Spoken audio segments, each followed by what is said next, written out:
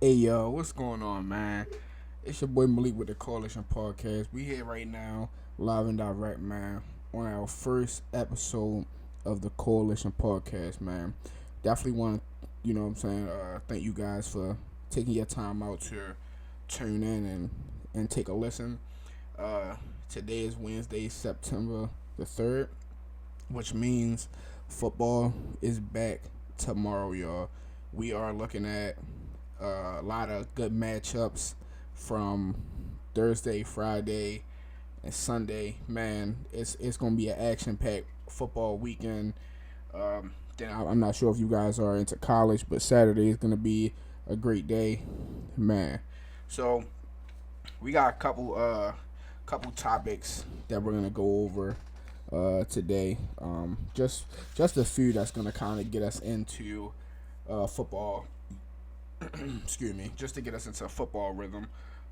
So one thing I wanted to discuss today, to start off with, is I want to go over important Week One matchups. These are matchups that kind of feel like it has a bit more like importance to it. It doesn't just feel like a regular Week One regular season game. Um, NFL definitely read the script on this one, and so coming in at number five, I feel like we're gonna go with the Bengals versus the Browns. Um, I know you guys say, well, it's the Browns. Well, it's also the Bengals. You know what I mean? And in September football, we all know that they haven't been the best. They've been very mediocre, if you want to be honest with you.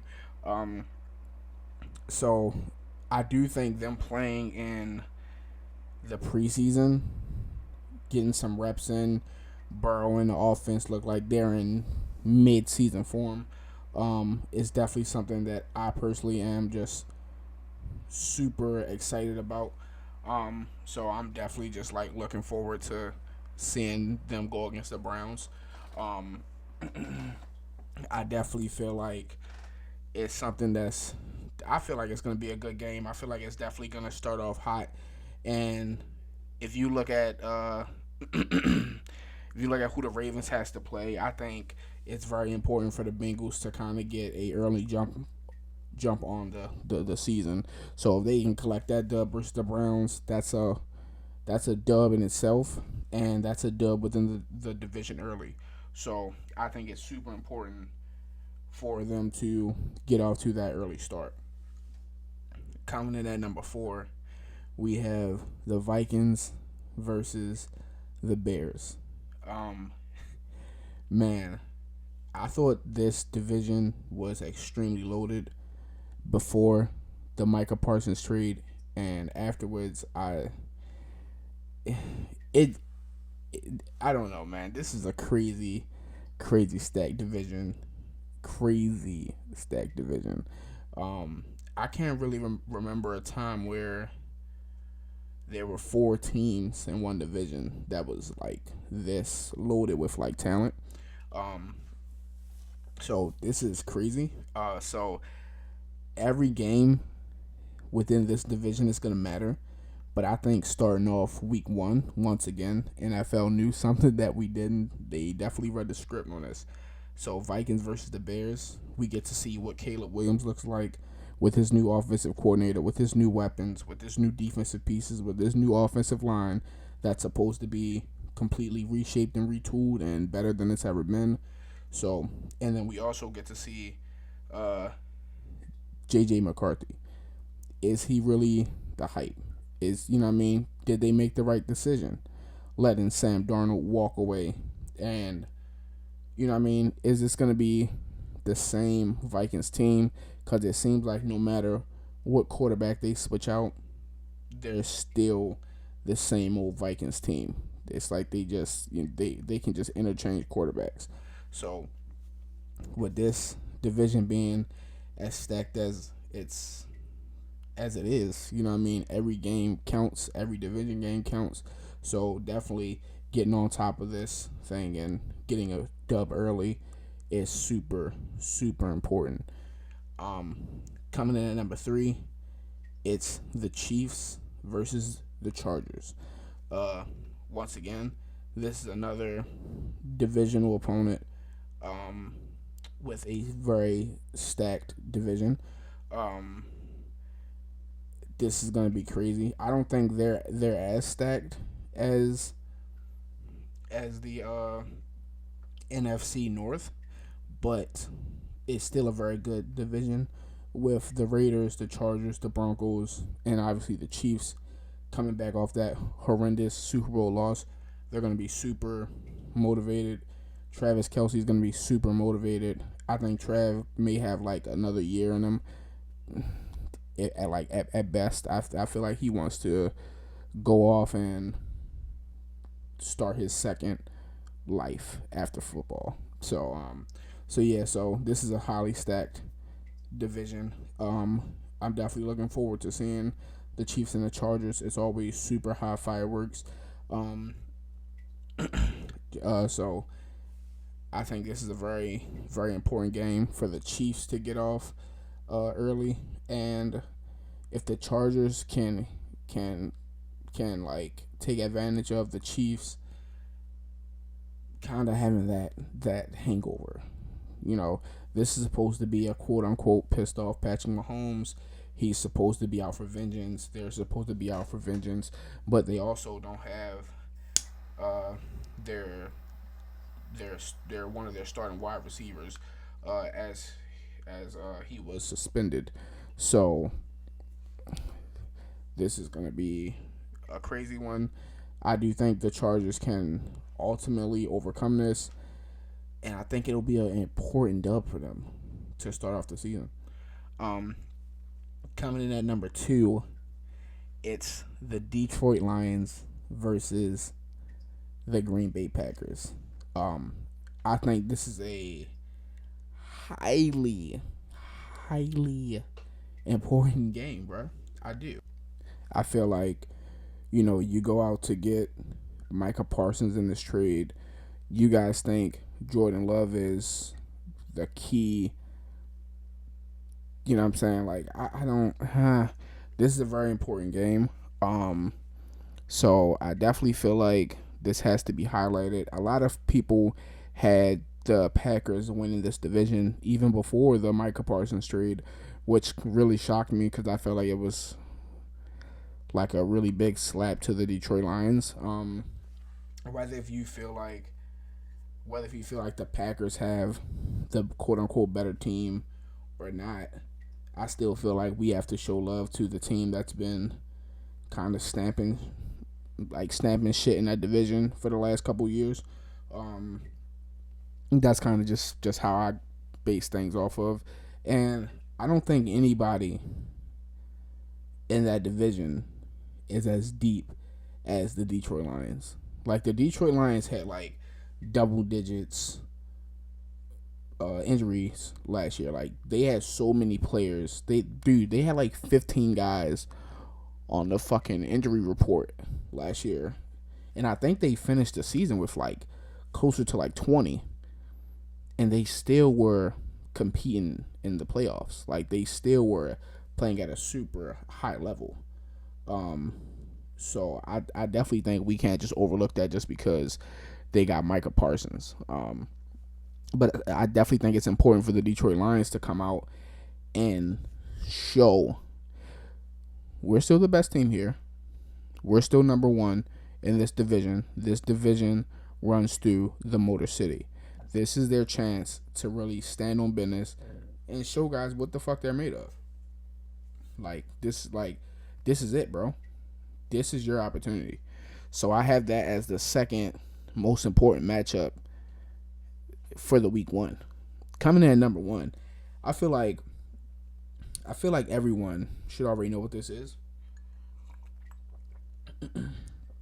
I feel like everyone should know. I have number one coming in as the Ravens versus the Bills. I feel like if this is not the most important week one game, what the fuck is Baltimore doing? Are they Are they really trying to win a Super Bowl? Do they really want some get back? Even Pro Bowl left tackle Ronnie Stanley even admitted it. This is not just a regular game. This is a highly important game.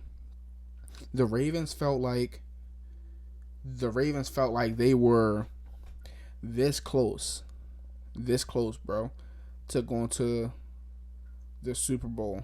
If they had gotten over the Bills, they felt like they would have beaten the Chiefs. Now, in my opinion, I don't think that would have happened. I just think it just would have been a repeat of last year or the year before that. I'm sorry, when the Chiefs walked into Baltimore and handled business.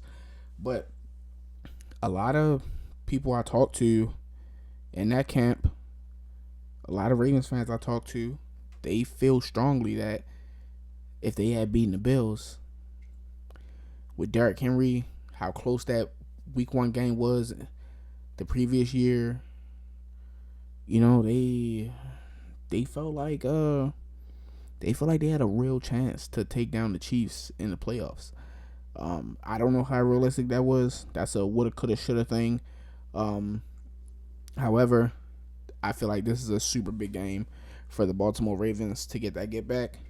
If you ask me, the importance of the game is strictly on the Baltimore Ravens. I don't think this is something that is on the Bills. The Bills would like to get a dub, yes, to start off and show, hey, I'm the MVP. But if the Bills drop this game, we're not gonna go, oh man, this isn't good for the Bills. We're not gonna say that because that happened last year, and the Bills beat them in the playoffs. So this is a really big thing for Baltimore because if they win, huge confidence booster. If they lose, it's gonna be Monday's gonna be a bad day, and the following week because I feel like if you lose this kind of drags on. I feel like this drags on throughout the season. So I definitely don't think this is a good way to start the season. I think if they lose this game, they fall behind the 8 ball quickly. And I don't know if they'll recover the way they're supposed to. That's just my opinion. All right, y'all. Our next segment that we're gonna dive into, we're gonna go to playoff predictions / division winners. Okay, don't argue with me. Argue with your fucking mother. Okay. So we're gonna start in the AFC first, and the AFC East. I have the Bills going number 1. I have the Dolphins coming in at number 2. The Patriots coming in at number 3. The Jets in at number 4. I have in the AFC North.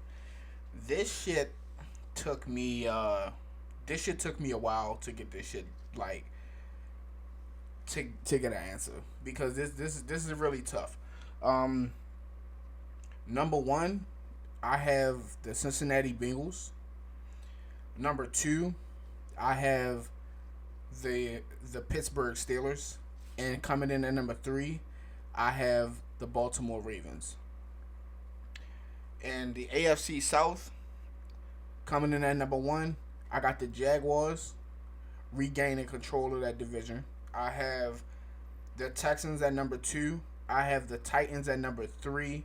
And I have the Colts at number 4. You're not going to tell me any team with Daniel Jones as the starting quarterback will not finish last. You can get the fuck out of my face. I just don't think that's fucking realistic. The AFC West, I have the Broncos coming in at number 1. I have the Kansas City Chiefs coming in at number 2. I have the Chargers coming in at number 3. And I have the Raiders coming in at number 4. I think the AFC West will be one of the most competitive divisions along with the NFC North. I think the Broncos are just continuously adding to that defense. The offense is like that. So you keep building on already strong defense. They took a couple 49ers players, which I'll never forgive Dre Greenlaw for leaving, but it is what it is. Uh, that defense is stacked like shit. Do you fucking hear me? That defense is fucking loaded. I think I think this is time where the Broncos are going to show that they're not to be fucked with either. Now we're going to switch it over to the NFC. The NFC East. The NFC East has never. I'm sorry. I'm not going to say never, but like the last couple years, it has it it has never been the same team to win the division. So I'm gonna switch it up a bit.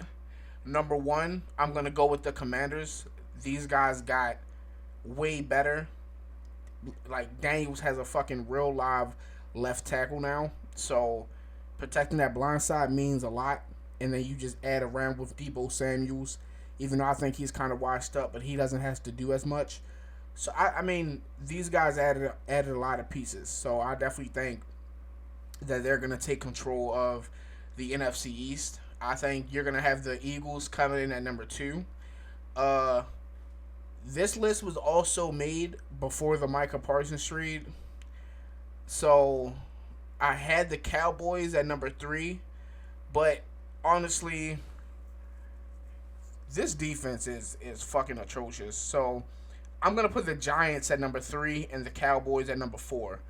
Uh, Switching over to the NFC North, I have the Lions finishing at number one. I have the Vikings coming in at number two.